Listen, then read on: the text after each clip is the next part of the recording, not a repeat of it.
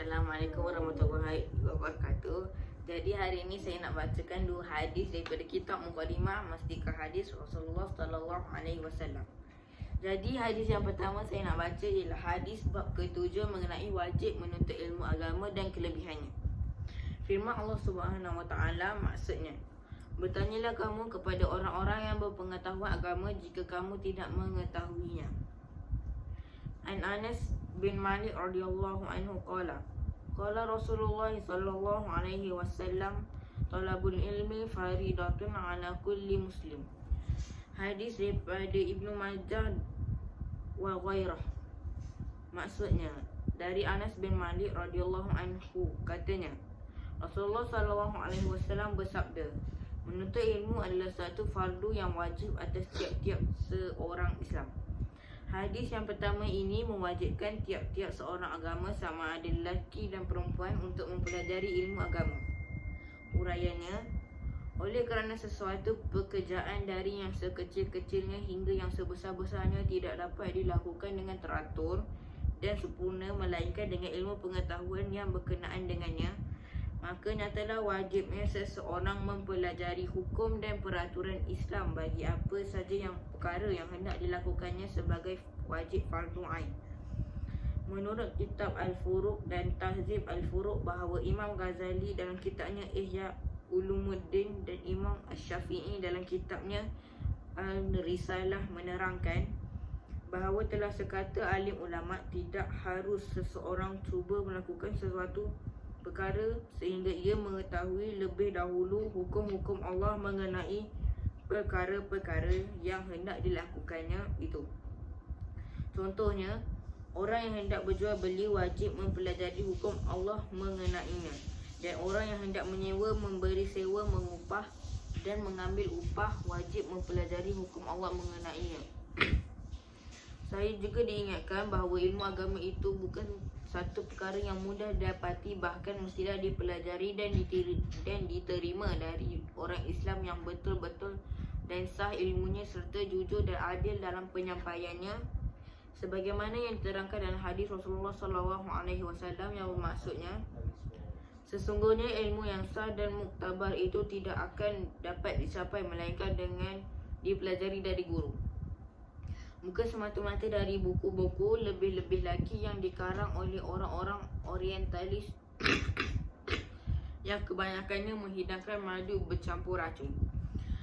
Jadi itu adalah hadis yang pertama. Hadis yang kedua pula ialah hadis dari Abdullah bin Umar radhiyallahu anhu.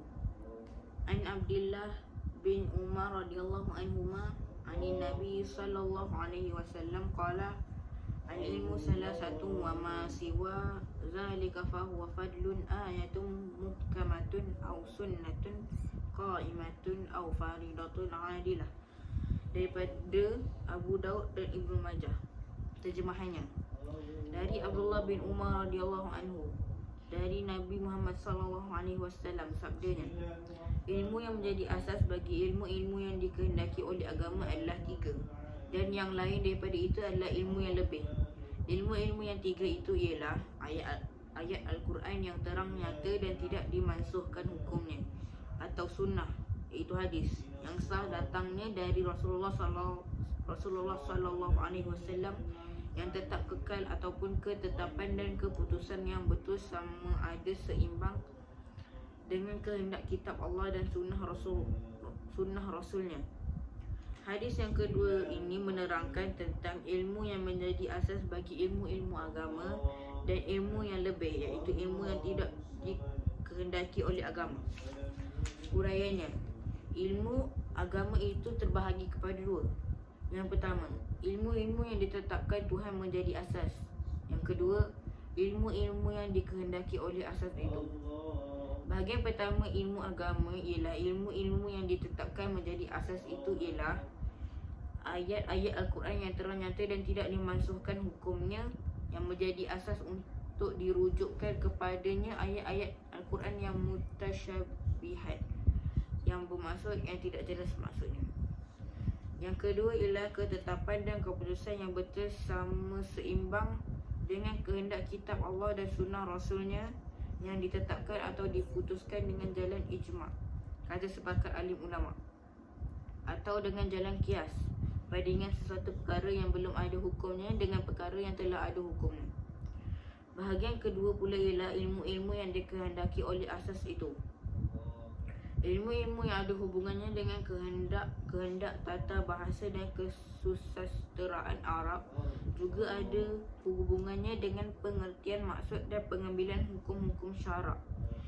Ilmu perubatan untuk menjaga dan memelihara kesihatan dan seterusnya ilmu kemasyarakatan, pembangunan, perniagaan, perindustrian, pertanian, perikanan, pelayaran, penerbangan dan sebagainya dari tiap-tiap ilmu pengetahuan yang dikehendaki adanya dan tidak dapat ditinggalkan untuk menjalankan segala urusan pentadbiran dan pertahanan negara, meliputi segala jenis ilmu pengetahuan sains dan teknologi yang diperlukan oleh keadaan dan masa, asalkan tidak bertentangan dengan asas yang ketiga. Jadi itulah dia dua hadis yang saya ingin menyampaikan. Sekian, terima kasih. An Abdullah bin Umar radhiyallahu anhuma anin Nabi sallallahu alaihi wasallam qala ilmu salasatu wa